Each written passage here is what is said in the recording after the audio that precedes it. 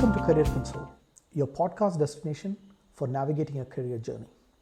We will talk about how to plan and manage your career, and you can benefit from the real world experience of professionals. Wherever you are in your career journey, this show will help you move forward with confidence. I'm Praveen, and I'm joined by my co-host Paddy, and each of us has more than 20 years of experience working across industries, functions, and geographies. Today we'll talk about work-life balance. Let's first start with, what does work-life balance mean? When I interview candidates, a question that often comes up is, does this company have work-life balance? Or what does work-life balance mean in this company? I believe what they really mean to ask is, how many hours of work do you need to put in this company? I believe that is a wrong way of looking at work-life balance. The reason being, this compartmentalization of work and life. 8 hours or 9 hours of your day is for work and the rest of them is for all your other commitments, has become extremely difficult in this modern world.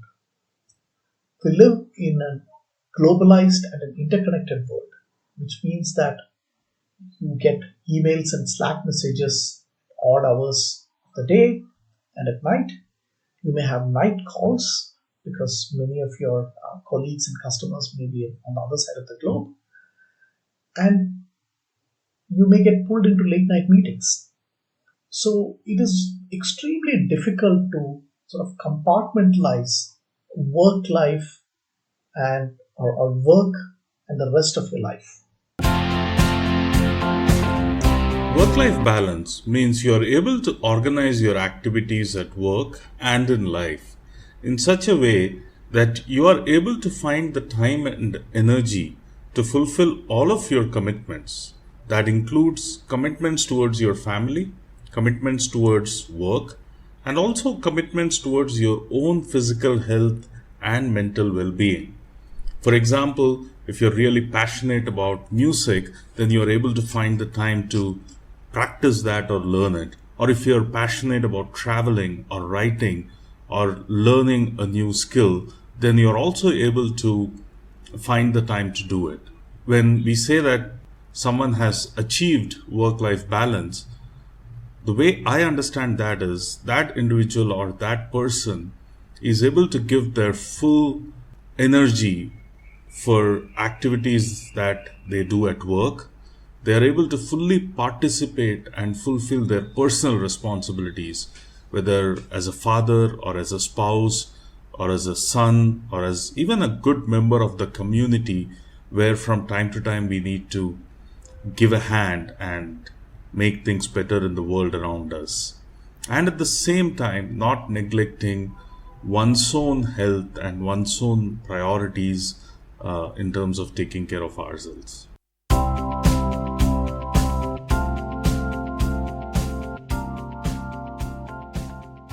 I also believe work-life balance is extremely subjective. Different people would have different views on what is the optimum work-life balance for them. It is not an objective measure where you say that this company provides you work-life balance. It is really up to you and whether your idea of work-life balance matches with what the work culture of the company is. Let's now talk about, why is finding work-life balance difficult in today's world.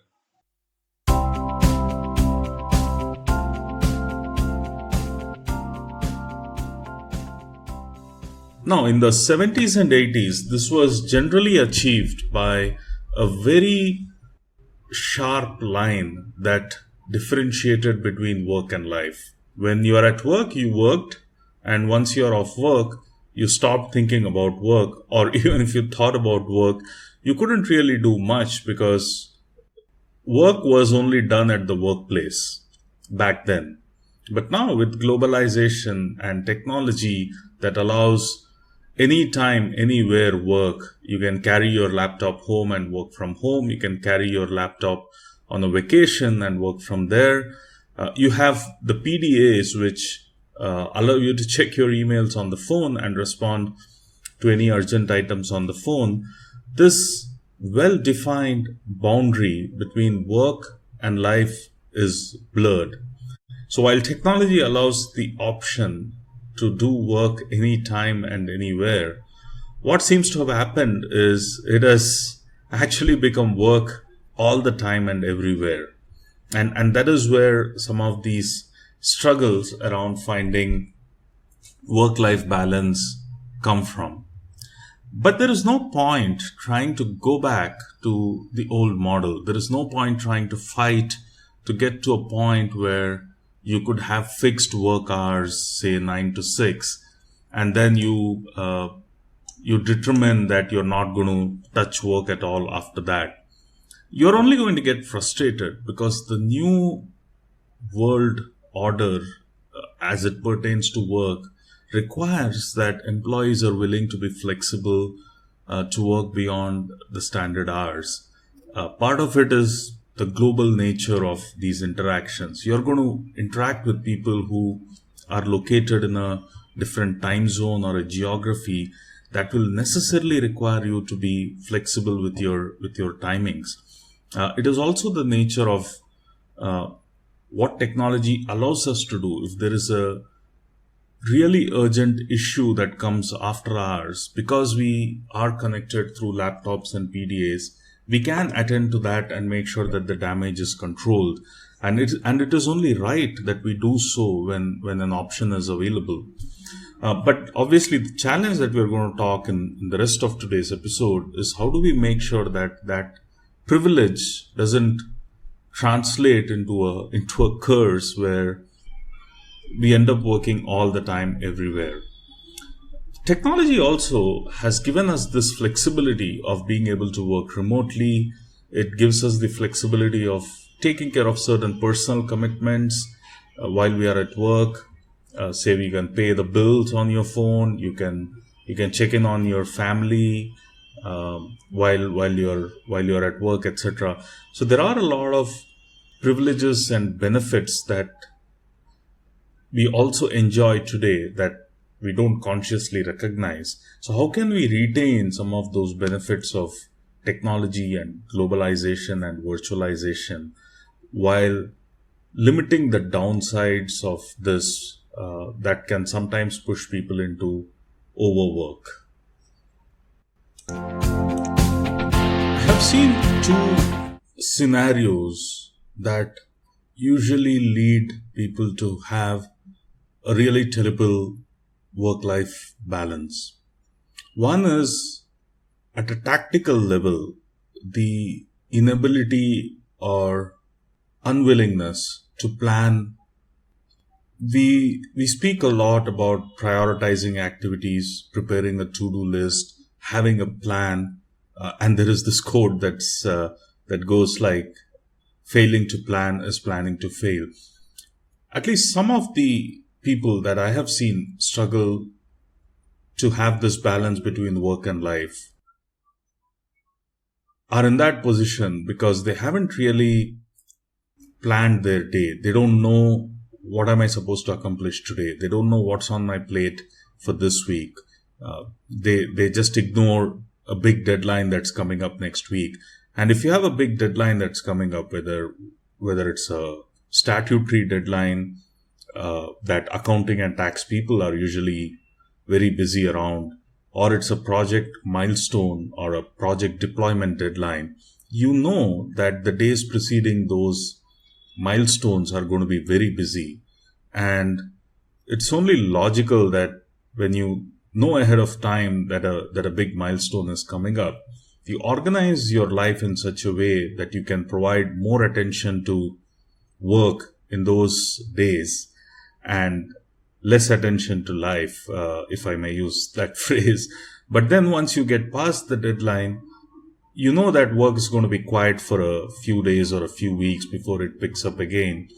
And that's the time when you can take time off or just take a break or at least go back to some sort of normalcy in your working hours so that you can give yourselves a break physically and mentally before getting back around to the next project milestone. So the first challenge that I've seen is the inability or unwillingness to just plan your day or your week or your month or just whatever time period you want to take, just focusing on what needs to be done and how I'm going to achieve it. The second reason, and this is a little bit more of a big picture issue, is not having a clear direction of long-term goals, purpose, and why I'm doing what I'm doing. Sometimes people can end up operating in a mode where they're just taking on activities that are given to them, or they're wanting to prove that they are really good. So they think the way to do that is by working the longest and the hardest in the organization. There is the fear of missing out if there is a new project that is being conceived, and although I'm fully booked and have no availability to spare, I don't want to lose out on that opportunity. Now, there are certain times where we have to make those calls, where we are fully busy, we have important personal commitments. Maybe we've already planned a vacation with our family next month, and something has come up that requires us to be at work next month. So we have to make those decisions at certain times to say, is it important enough for me to cancel what I have planned or change my plans and commit to it? Or should I just go ahead with what I have planned? Because these types of opportunities do keep coming up every now and then. So making those calls once in a while is okay if you really think that something has come up which is really critical or really unique, or is something that would really benefit your career and your growth in the long term. Fair enough. You could say, I'm going to cancel that vacation, or I'm going to cancel a commitment that I had outside of work. But if you're going to routinely prioritize work over other things that you have going on in your life, very soon you will find that is going to result in this imbalance between how you operate at work and how you operate outside of work. One of the terms that has been often used these days is work-life integration or work-life harmony. Work-life integration or work-life harmony essentially means that you do not have strict boundaries for your work hours and for your personal life. It means that you have integrated both your personal and your work life to some extent. This means you may do some personal work during your work hours, let's say like pay your bills or attend to your child and so on. But at the same time, you are open to taking, or doing some work or taking calls during your personal time as well. In most companies, give you this flexibility of doing some amount of personal work during your work hours, but they also expect you to do some work during your personal time as well. Now, one issue with that really is, while there are no strict time boundaries, it doesn't mean that you can have it or you can do away with any boundary at all. Often that means that you do not get the time to sort of disconnect or turn off from work. It is important that you find time to completely turn off from work, maybe a few hours a day and even a few days in a year, like when you're taking a vacation, because only then would you feel re-energized, and only then would you get, or you can look at things in a fresh perspective. So in a scenario where your company allows you to do that work-life integration or work-life harmony, it is upon you to make sure that you have some downtime. You get to disconnect from your work and re-energize and recharge yourself.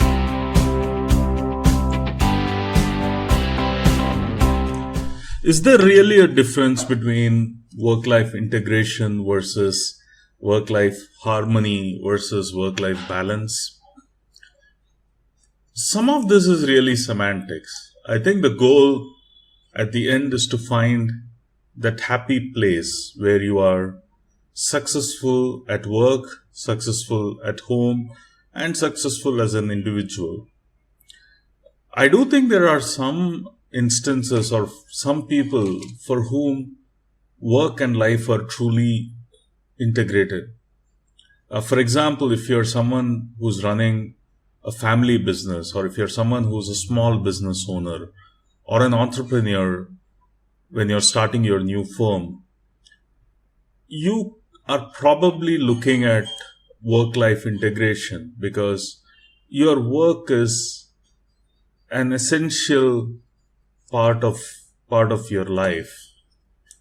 A restaurateur, for example, might be deriving not just income but his or her identity and satisfaction by running the restaurant.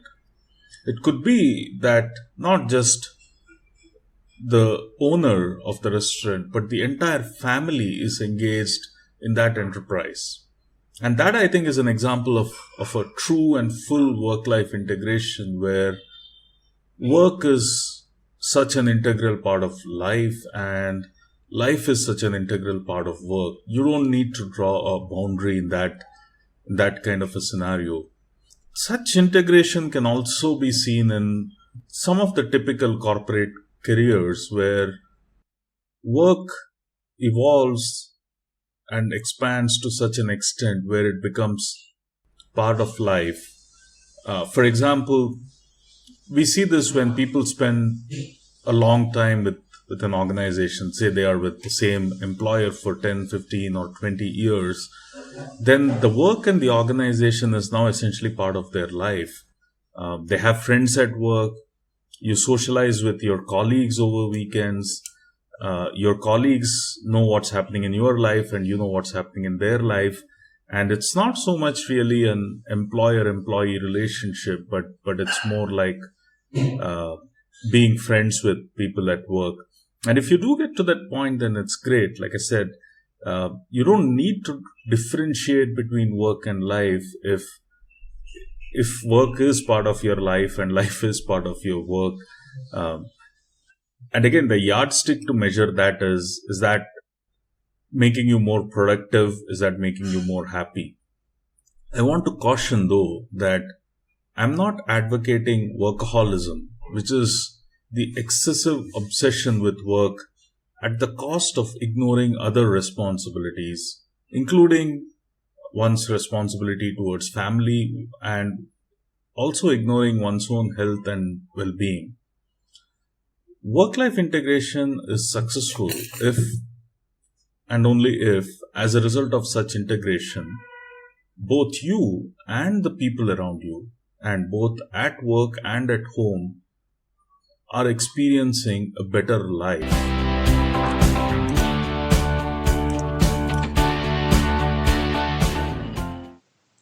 One of the questions people ask is, can you be ambitious and still have work-life balance? Everybody have ambitions to grow in their career and earn more money and have a more sort of fulfilling work life. But at the same time, everyone have personal commitments as well, and they want to spend time, with their family for health and with their friends and so on. I want to talk about a couple of things to keep in mind. One, there are certain careers where it is expected that you sacrifice some of your personal life in return, maybe for a higher salary or maybe for a faster career growth. Think of a career in investment banking. It is an unwritten rule that people work, or people are expected to work, investment bankers are expected to work 14 to 16 hours a day. Similarly, if your job is as a management consultant, it is expected that you travel 4 to 5 days a week to client sites. Similarly, in medical professions, it is expected that you work hard, especially as a student, as a medical student. If you want to have an accelerated career, let's say you're gunning for that CXO position, it also means that you need to have personal sacrifices. Think from an organization's perspective. An organization would want to reward people who perform well. They want to reward people who can provide or who can provide that maximum amount of output. I would say that this balance between being ambitious and having that work-life balance or work-life integration is an entirely subjective issue. It is up to you to find that right balance between your work and life, and then how much you want to grow in your career. The biggest disservice that you could do is to compare yourself with somebody else who has a very accelerated career but not being ready to or ready to give those personal sacrifices like that other person does. It's a little bit of each to his or her own here. For example, there are certain careers where the expectation is that you work really long hours. There's a whole element of peer pressure and culture that makes it harder for you to break out of that loop, even if you wanted to. That's a different angle altogether. But let's say you had the choice of how long you want to work. I think you could still have work-life balance as long as you're not entirely ignoring your responsibilities outside of work. So like I said, the frame of reference that I use to look at this work-life balance issue is, am I being successful in all spheres of my life? And if I'm doing that, then that's fine. Sometimes it does happen that you involve yourself so much in pursuit of something that you do ignore other commitments towards your family or even towards your own health and well-being. It's a tough call, but that sacrifice you're making is probably worth it if eventually the net outcome is really making a positive difference to you, positive difference to the world around you, and positive difference to the people around you. I mean, if we read about the stories of entrepreneurs who've been successful in scaling their products and business across the globe, surely there is an element of personal sacrifice there. Surely they did not get to spend as much time with family over weekends or at night as some of us get to do. But the end outcome of their sacrifices has helped the world be a better place. We also see this in politics and public life. You can't really switch off being a politician at a certain time in the day. And that probably has a negative effect on your family and people around you. You also have constant attention, etc. But hopefully the sacrifice is worth it because of what you are doing. The world is a better place. The same also applies to fields like sports. If you're a cricketer with the Indian team, for example, you're traveling so much, and in some cases you cannot take your family along. Or even if you take family along, you are probably not in the frame of mind to be spending that time with them. So it's certainly a big sacrifice that not only you, but even the people in your life are making on your behalf. But if that is resulting in an outcome that gives you joy and that gives joy to the people around you, then maybe that sacrifice is really worth it. You got to ask yourself the question is, does the end justify the means of getting there, or are the means too important for you that the end really doesn't matter?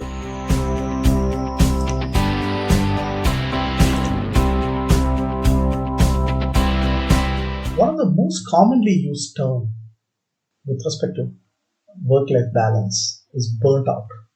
I heard many people say that I'm feeling burnt out. or I am really burnt out. What does that really mean?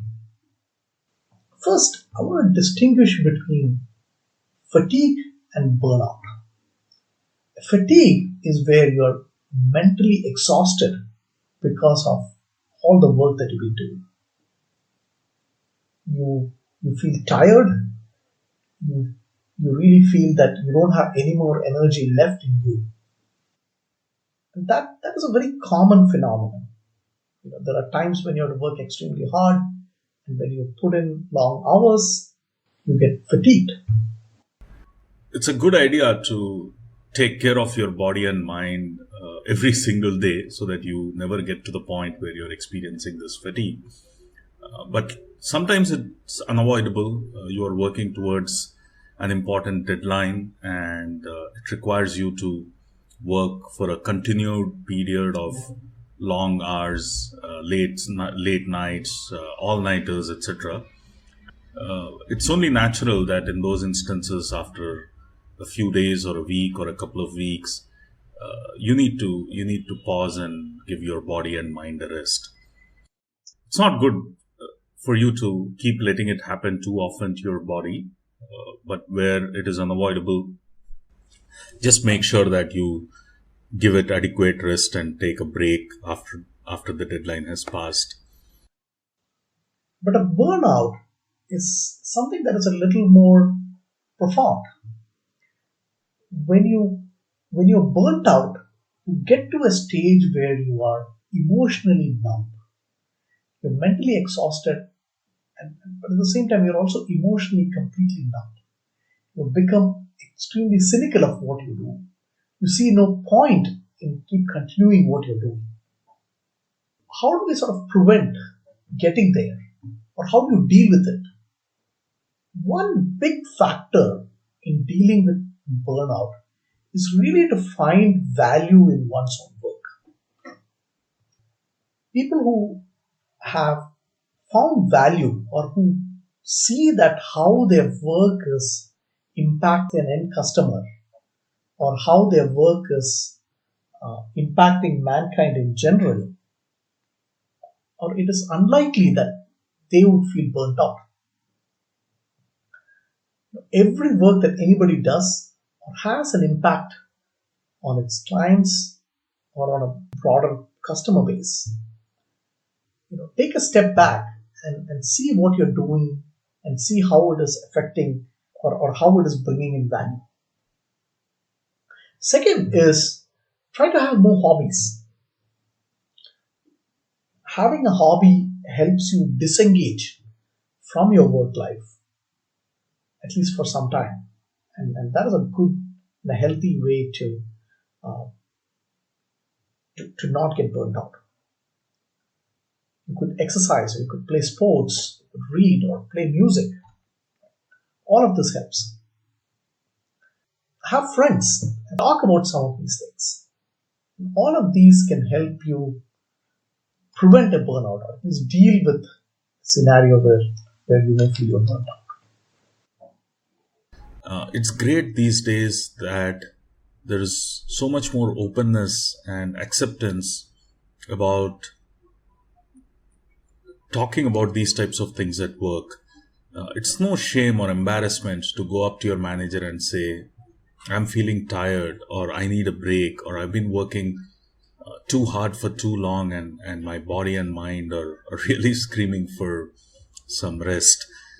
Or even to just call out feelings of frustration or listlessness that you are experiencing to your colleague or to your manager, and in today's organizations, no one's going to laugh it off or take it as a joke. And I think that's something remarkable which has happened, which is just being more open and sensitive to some of these issues that can lead to potentially disastrous consequences to people.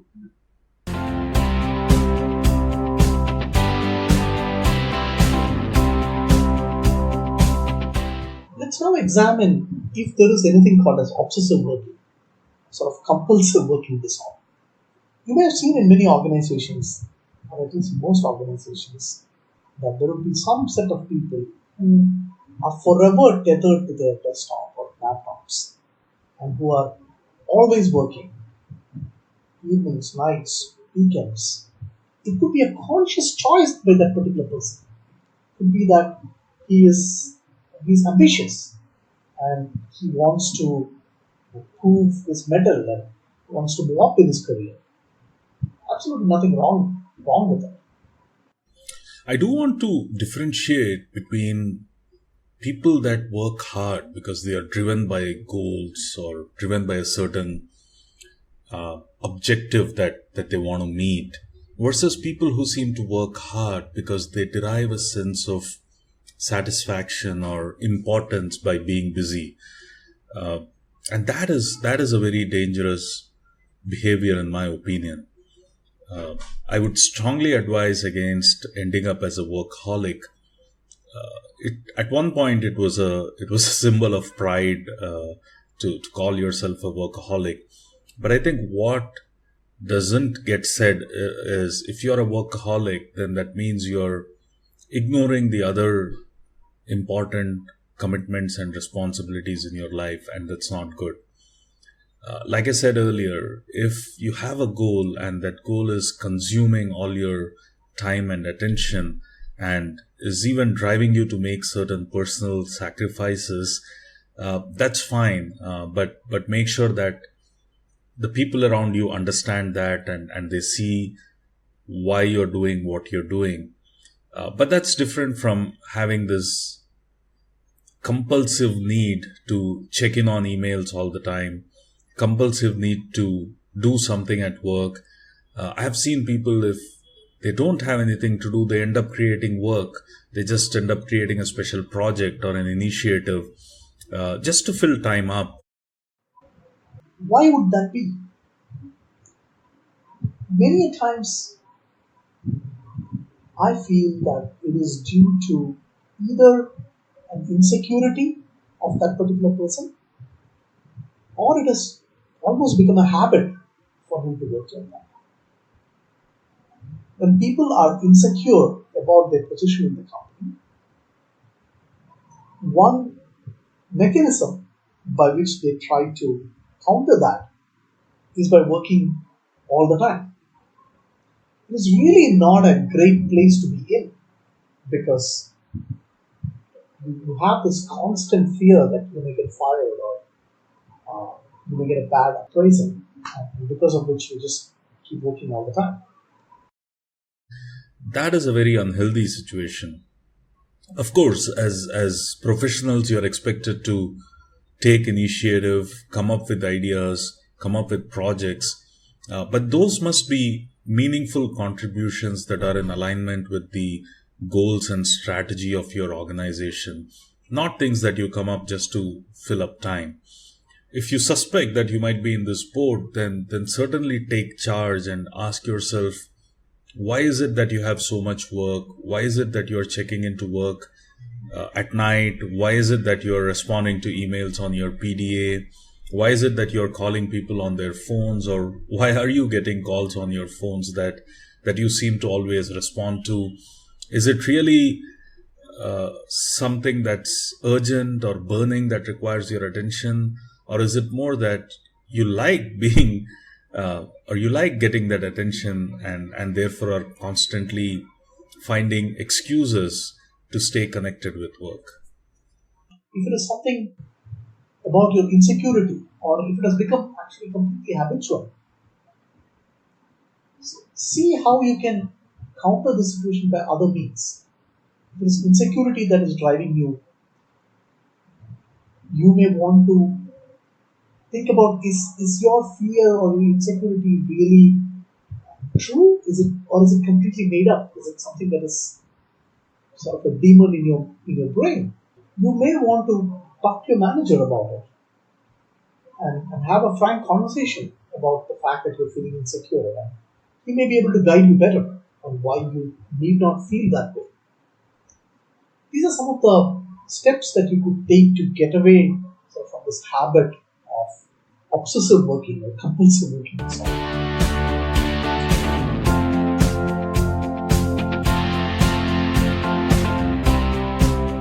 Many of us have work environments where we work with either global clients or colleagues who are in different parts of the globe. So it is important that we understand how some of these cultures define work life balance. In most Western cultures, especially in Europe, most employees work fixed times during the day, let's say 8 to 9 hours during the day, and after that, it is it is their personal time. They almost always do not carry work home. But at the same time, while they are at work, they are completely concentrated on the work. They do not take any personal calls or they do zero personal work while or during those work hours. In a country like US, especially in some of these technology centers such as Silicon Valley, this culture has changed quite a bit. From my personal experience of having worked in the Silicon Valley, people do carry work home. They they work during daytime, during early morning hours or late night hours, because they also work with global team members and they need to make calls and so on. In India, however, we have a much more fluid sort of work-life balance. It is not frowned upon if you do a little bit of personal work during your work hours, or and but at the same time you are also expected to work a little bit during late night hours and on weekends. So it is much more fluid in India, whereas it's a lot more compartmentalized in the Western world. At the same time, if you look at sort of far eastern countries such as Japan and Korea, they put in extremely long hours, and it's not uncommon to see people working 12, 14 hours a day. In places like China, and especially in the technology industry, there's a concept of 996, which means you work from 9 a.m. to 9 p.m. 6 days a week. So while working with your global colleagues, it is important to understand what their work-life balance is, or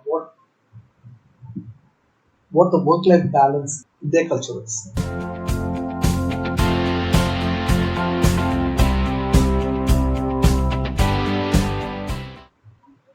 Another interesting question is whether work-life balance or the concept of work-life balance has changed across generations. There is certainly a generational change in the attitude towards work, which also then affects the attitude towards work life balance. In India, at least, 2 or 3 generations ago, when people started working, work was more or less the only source of income, not just for the individual, but people were usually in a position where that income also goes towards supporting their family. And therefore, work was the most important thing, because without work, or not having work could really and literally be the difference between life and death. So, seen in that situation, it was only natural that work started taking on such a big role in people's lives, and they were prioritizing work above everything else. But today, there are a lot more employment opportunities in front of the younger generation. They also have a lot more varied interests. What this means is it is really up to a Gen Y or a Gen Z generation to figure out what is it that he wants in life, what are the other hobbies and other interests that he wants to pursue, and what kind of career should he choose, and what kind of company should he choose that goes well with his interests. They do have a lot more choices in their career. They do have a lot more choices in what kind of companies they want to join.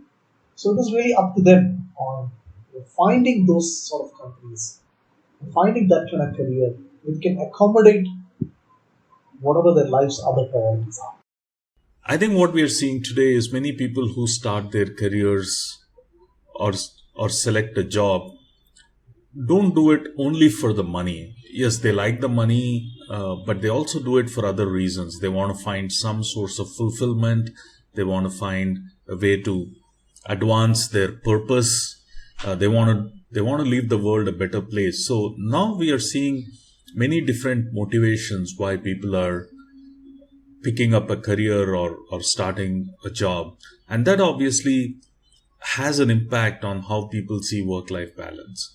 There isn't as much insecurity in the minds of individuals today as there was a couple of decades ago. So people are not worried about what's going to happen if I refuse to work the weekend, or what's going to happen if I say I can't do this anymore. Those types of thoughts or conversations were unimaginable 2 decades ago, which I think is a good thing, because I do think that sort of drives this agenda of getting to the point where work shouldn't be all consuming, because that makes our lives outside of work less satisfying and less fulfilling, and eventually that discomfort is going to flow into work. So I think if we have a good life outside of work, that definitely makes us better professionals at work. So in that sense, I do think this generational change that we are seeing is a positive sign.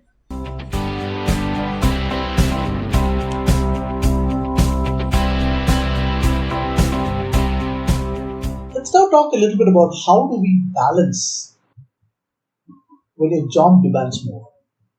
Sometimes you may find yourself in a situation where your workload suddenly doubled or tripled, and you're having to work long hours and weekends and nights, and you still seem to be playing catch up because there's still 100 emails in your inbox that need to be responded to, or there's a constant demand on you to do certain things, and that can be very unnerving, because it's not sure or not clear what is going on and what you need to do.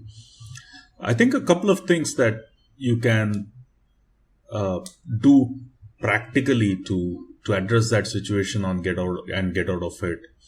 One is, first evaluate whether this is a temporary situation or this is going to continue for at least the medium to long term. Sometimes it's a temporary situation because there's been, let's say, a new tool that has been deployed and there are issues because of that, and there is a mad rush to fix it and get it right. Or a colleague has quit and you are being asked to step in and cover their duties. But these situations could be temporary, and so long as you know that they are going to go away after a few weeks or a month or so, it's fine. If it is temporary, there may be ways of dealing with it, both either by sort of reducing the work pressure or by reprioritizing some of the things. To reduce the work pressure, we can probably have a chat with the manager and see how we can reassign some of it. You can see whether you can get some temporary help from some of your colleagues. You could see how you can prioritize or reprioritize some of the personal stuff. But if it is a permanent situation, if it is a situation where you don't see that this is going to ease out after a couple of months, you could think of a couple of ways to approach that. One is, challenge yourself and ask yourself whether you have to do everything that you're doing.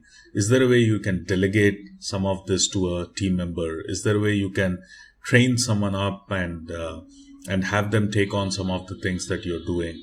And that's a very, very underexplored area of management. Very rarely is delegation a natural response. The natural response to getting more work is to do it myself. And in fact, delegation is seen as a luxury that only few can afford.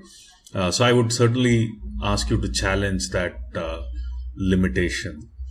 The second thing is to evaluate, are there things in your personal life that you can better organize to ease the situation? So be creative around what you could do outside of work that will allow you to organize your life better.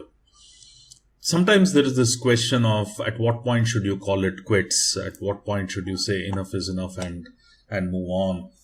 In some cases, it could be that you are in a company where this is the norm, that everybody does 40 to 16 hours a day. And if this is not what you want to do, it may be time to think about changing your company.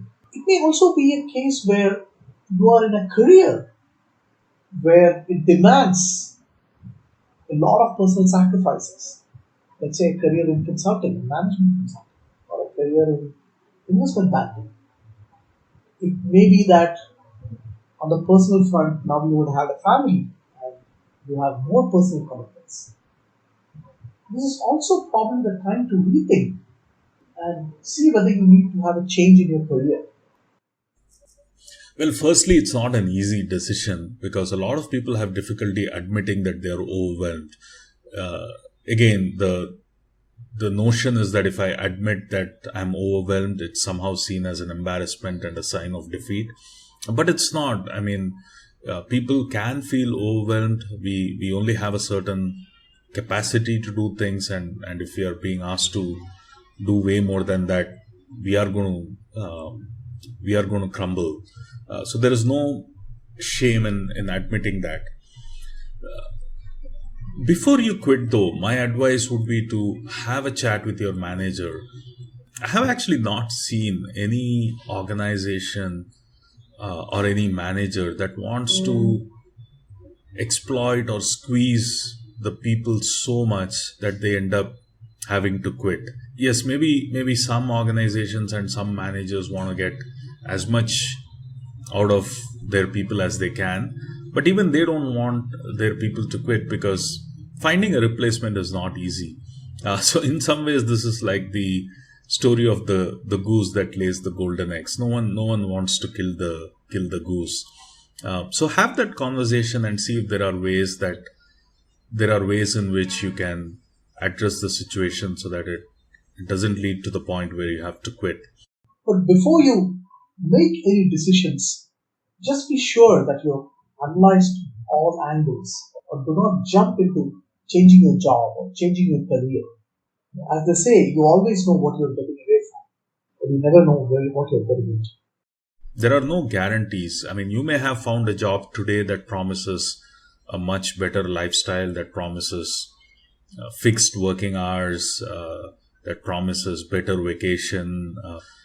But things change. Things change often in the corporate world, and we don't know how long it's going to last. So we have to get better at dealing with these work-life balance situations head on. We have to get better at recognizing what causes these problems and what are some ways to address this, and how to sort of define boundaries yourself so that regardless of what job and what life situation you are in, you are able to operate in that mode where you are able to fulfill your responsibilities towards all the stakeholders in your life. Thank you for listening to our show. We wish you all the very best in your career journey. Please stay tuned for our next episodes. This is Paddy and Praveen signing off from Career Console.